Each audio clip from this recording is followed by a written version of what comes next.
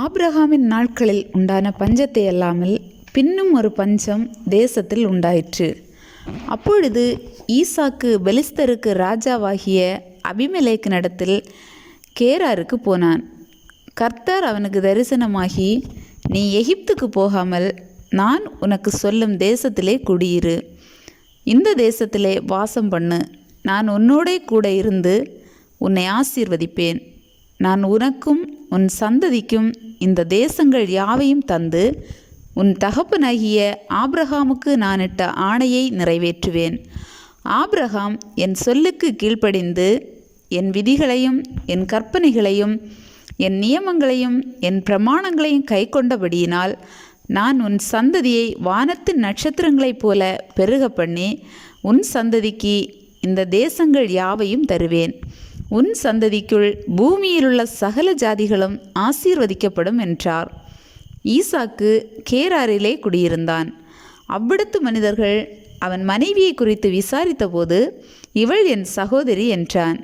ரெபேக்காள் பார்வைக்கு அழகுள்ளவளானபடியால் அவ்விடத்து மனிதர்கள் அவள் நிமித்தம் தன்னை கொல்லுவார்கள் என்று எண்ணி அவளை தன் மனைவி என்று சொல்ல பயந்தான்.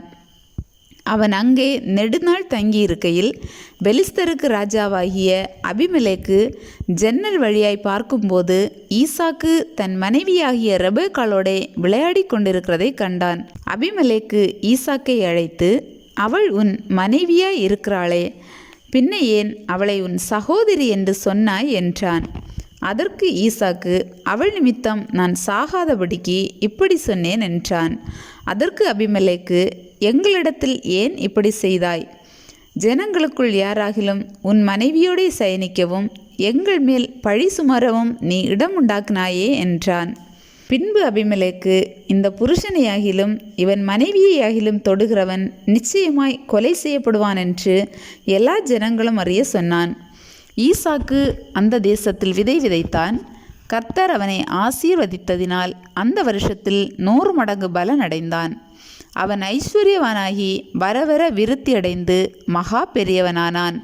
அவனுக்கு ஆட்டு மந்தையும் மாட்டு மந்தையும் அநேக பணிவிடைக்காரரும் இருந்தபடியினாலே பெலிஸ்தர் அவன் பேரில் பொறாமை கொண்டு அவன் தகப்பனாகிய ஆபிரகாமின் நாட்களில் அவனுடைய வேலைக்காரர் வெட்டின துறவுகளையெல்லாம் தூர்த்து மண்ணினால் நிரப்பி போட்டார்கள். அபிமெலேக்கு ஈசாக்கை நோக்கி, நீ எங்களை விட்டு போய்விடு, எங்களை பார்க்கிலும் மிகவும் பலத்தவனானாய் என்றான். அப்பொழுது ஈசாக்கு அவ்விடம் விட்டு புறப்பட்டு கேராரின் பள்ளத்தாக்கிலே கூடாரம் போட்டு அங்கே குடியிருந்து தன் தகப்பனாகிய ஆபிரகாமின் நாட்களில் வெட்டினவைகளும் ஆபிரகாம் மரித்தபின் பெலிஸ்தர் தூர்த்து போட்டவைகளுமான துறவுகளை மறுபடியும் தோண்டி தன் தகப்பன் அவைகளுக்கு இட்டிருந்த பெயர்களின்படியே அவைகளுக்கு பெயரிட்டான். ஈசாக்குடைய வேலைக்காரர் பள்ளத்தாக்கிலே வெட்டி அங்கே சுரக்கும் நீரூற்றை கண்டார்கள். கேராரூர் மேய்ப்பர் இந்த தண்ணீர் தங்களுடையது என்று சொல்லி ஈசாக்குடைய மேய்ப்பருடனே வாக்குவாதம் பண்ணினார்கள். அவர்கள் தன்னுடைய வாக்குவாதம் பண்ணினபடியால் அந்த துறவுக்கு ஏசேக்கு என்று பெயரிட்டான். வேறொரு துறவை வெட்டினார்கள், அதை குறித்தும் வாக்குவாதம் பண்ணினார்கள். ஆகையால் அதற்கு சித்னா என்று பெயரிட்டான். பின்பு அவ்விடம் விட்டு பெயர்ந்து போய் வேறொரு துறவை வெட்டினான். அதை குறித்து அவர்கள் வாக்குவாதம் பண்ணவில்லை. அப்பொழுது அவன், நாம் தேசத்தில் பலுகும்படிக்கு இப்பொழுது கர்த்தர் நமக்கு இடம் உண்டாக்கினார் என்று சொல்லி அதற்கு ரெஹோபோத் என்று பெயரிட்டான். அங்கே இருந்து பெயர்சபாவுக்கு போனான். அன்று ராத்திரியிலே கர்த்தர் அவனுக்கு தரிசனமாகி, நான் உன் தகப்பனாகிய ஆபிரகாமுடைய தேவன், பயப்படாதே, நான் உன்னோடே கூட இருந்து என் ஊழியக்காரனாகிய ஆபிரகாமின் நிமித்தம் உன்னை ஆசீர்வதித்து உன் சந்ததியை பெருக பண்ணுவேன் என்றார். அங்கே அவன் ஒரு பலிபீடத்தை கட்டி கர்த்தருடைய நாமத்தை தொழுது கொண்டு அங்கே தன் கூடாரத்தை போட்டான். அவ்விடத்தில் ஈசாக்கின் வேலைக்காரர் ஒரு துறவை வெட்டினார்கள். அபிமெலேக்கும் அவன் சிநேகிதனாகிய அருசாத்தும் அவன் சேனாபதியாகிய பிகோலும் கேராரிலிருந்து அவனிடத்துக்கு வந்தார்கள். அப்பொழுது ஈசாக்கு அவர்களை நோக்கி, ஏன் என்னிடத்தில் வந்தீர்கள்?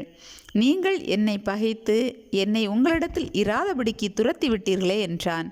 அதற்கு அவர்கள், நிச்சயமாய் கர்த்தர் உம்மோடே கூட இருக்கிறார் என்று கண்டோம். ஆகையால் எங்களுக்கும் உமக்கும் ஒரு ஆணை ஏற்பாடு உண்டாக வேண்டும் என்று நாங்கள் நிர்ணயம் பண்ணினோம். நாங்கள் உம்மை தொடாமல் நன்மையே உமக்கு செய்து உம்மை சமாதானத்தோடே அனுப்பிவிட்டது போல நீரும் எங்களுக்கு தீங்கு செய்யாதபடிக்கு உம்மோடே உடன்படிக்கை பண்ணிக்கொள்ள வந்தோம். நீர் கர்த்தரால் ஆசீர்வதிக்கப்பட்டவராமே என்றார்கள். அவன் அவர்களுக்கு விருந்து பண்ணினான். அவர்கள் புசித்து குடித்தார்கள். அதிகாலையில் எழுந்து ஒருவருக்கொருவர் ஆணையிட்டு கொண்டார்கள். பின்பு ஈசாக்கு அவர்களை அனுப்பிவிட்டான். அவர்கள் அவனிடத்திலிருந்து சமாதானத்தோடே போய்விட்டார்கள். அந்நாளில் தானே ஈசாக்கின் வேலைக்காரர் வந்து தாங்கள் துறவு வெட்டின செய்தியை அவனுக்கு அறிவித்து தண்ணீர் கண்டோம் என்றார்கள். அதற்கு சேபா என்று பெயரிட்டான்.